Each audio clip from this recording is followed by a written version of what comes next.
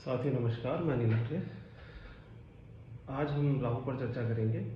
राहु किन भावों में अनुकूल प्रभाव देता है, वह जातक की उन्नति का कारक बन सकता है।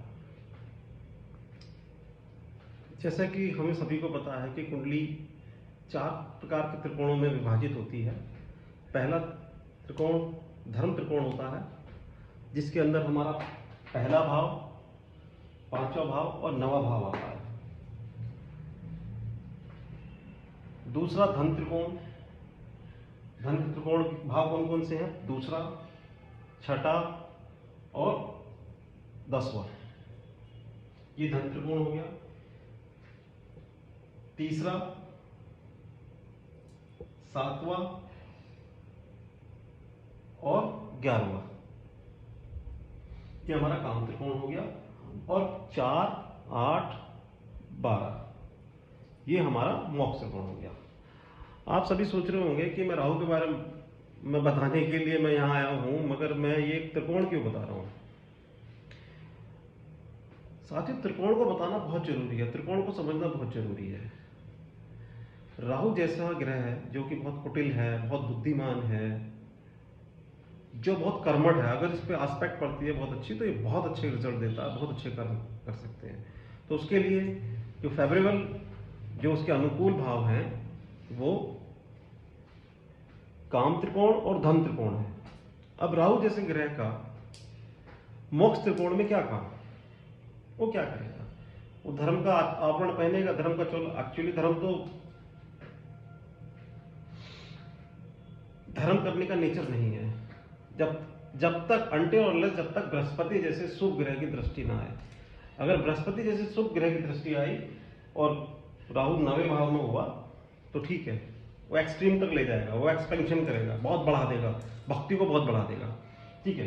मगर अभी हम गेंस की बात करते हैं, लाभ की बात करते हैं कि कहां कहां पर वो हमें अच्छे गेंस दे सकता है। तो जैसे कि मैंने बताया, धन त्रिकोण और काम त्रिकोण, इनके अंदर राहु बहुत अच्छा फल देता है। अब सबसे पहले हमारी बात हो चुकी त्रिकोण की, किन त्रिकोण के अंदर। अब दूसरी चीज, राहु बहुत बड़ी शक्ति है, बहुत इसको कंट्रोल करना बड़ा मुश्किल पड़ता है। अगर व्यक्ति के लगन में, स्वयं में इतनी शक्ति नहीं है कि वो शक्ति को सहन कर सके, तो बेकार कर देगा। तो राहु क्या करेगा? राहु अभी जो बहुत अच्छा होने वाला है उसको खराब भी कर देता है। सब मैं इसलिए कह रहा हूं, अगर लग्नेश मजबूत नहीं है तो राहु की डायरेक्शन गलत जा सकती है। राहु आपका नुकसान की तरफ भी जा सकता है, अनुकूल प्रभाव नहीं देगा ऐसे में। तो ऐसे में सबसे पहले राहु कहीं पे भी बैठा है आपके, इवन कहीं पे भी बैठा है, किसी भी त्रिकोण में बैठा है, अगर आपका लग्नेश मजबूत है तो राहु आपके फेवर में काम करेगा, आपके लिए फेवरेबल हो सकता है, होगा। दूसरा, अब राहु किसी न किसी कॉलम पर तो बैठा है। अब उस कॉलम के अंदर कोई ना कोई राशि तो जरूर पड़ी होगी। मान लीजिए उसके अंदर मेष राशि पड़ी है, वृष पड़ी है, मिथुन पड़ी है, कुछ ना कुछ नंबर तो पड़ा होगा। अब उस राशि का स्वामी, मैं एग्जांपल बता देता हूं। सपोज राहु तीसरे भाव में है, तीसरा भाव हमारा काम त्रिकोण भी है, तो इसलिए राहु अच्छा हो गया, पहली कंडीशन। दूसरी कंडीशन कि इस भाव में जो नंबर पड़ा, राशि पड़ी है, उसका मालिक भी अच्छी पोजीशन पे, अच्छे कॉलम में बैठा है। कॉलम सभी अच्छे हैं, बट सपोज वो धर्म त्रिकोण में बैठा है, 5वें में, 9वें में, मजबूत होकर 10 में बैठा है, मजबूत स्थिति में है, तो भी राहु बहुत अच्छा फल देगा। अब जिस राशि में बैठा है उसकी बात हो गई। अब जिस लगन में बैठा है उसका बहुत ज्यादा महत्व है। अगर यहां पर वृष लगन है, तुला लगन है, मिथुन लगन है, कन्या लगन है, तो ये बहुत अच्छा काम करेगा।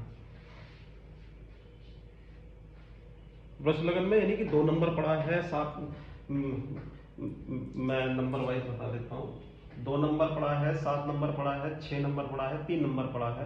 तो ये बहुत अच्छा काम करेगा उस कुंडली के लिए जो यहाँ पर जो नंबर पड़ा होगा।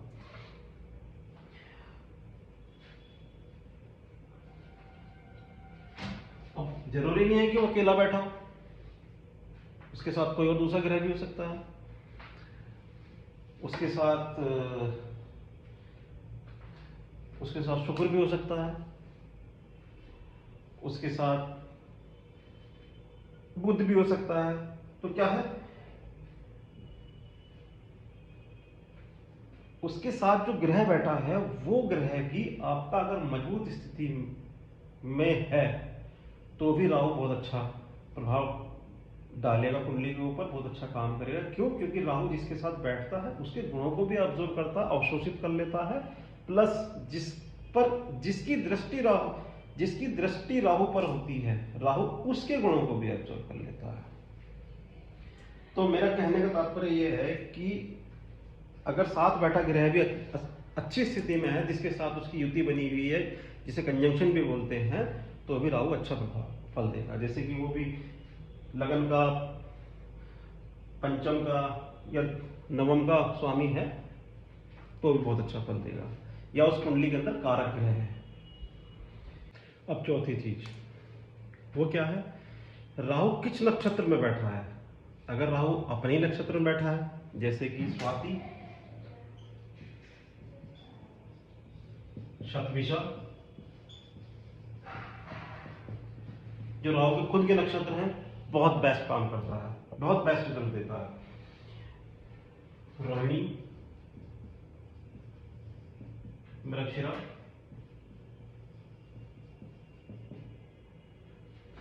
जैसे रोहिणी तो चंद्रमा का है, मृगशिरा मंगल का नक्षत्र है, हस्त चंद्रमा का नक्षत्र, इन नक्षत्र में बहुत अच्छा काम करता है। शतभिषा और स्वाति, इनमें तो बहुत बेस्ट काम करता है, क्योंकि खुद के नक्षत्र हैं, व्यक्ति बहुत बुद्धिमान होता है, उसका जो मेमोरी का संग्रह होता है, जो उसकी याददाश्त क्षमता होती है, वो बहुत मजबूत होती है।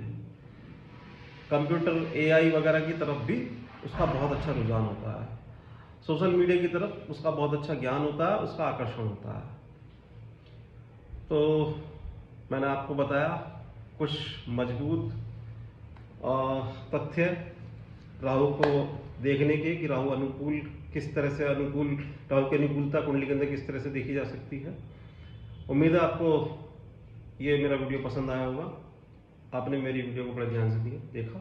इसके लिए मैं आपका आभार करता हूँ, धन्यवाद करता हूँ, नमस्कार।